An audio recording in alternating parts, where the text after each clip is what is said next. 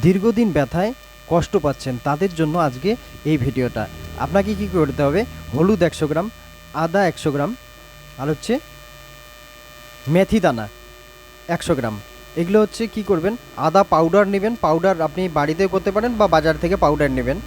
আর হচ্ছে হলুদ, আপনার ভালো হলুদ নেবেন, সেটা বাড়িতে আপনি তৈরি করতে পারেন। এগুলো কী করবেন, 100 গ্রাম 100 গ্রামে 300 গ্রাম যখন হবে এক জায়গায় মিক্সড করে রাখেন, কাচের বয়ামে রেখে দেন। প্রতিদিন সকালবেলা 5 গ্রাম 1 কাপ উষ্ণ গরম জলের সাথে মিক্সড করে খাবেন। এটা কন্টিনিউ করেন, 2 থেকে 3 মাস করেন, দেখবেন যে আপনার পুরাতন থেকে পুরাতন যারা ব্যথার কষ্ট পাচ্ছেন অবশ্যই এর থেকে রিলিফ পাবেন।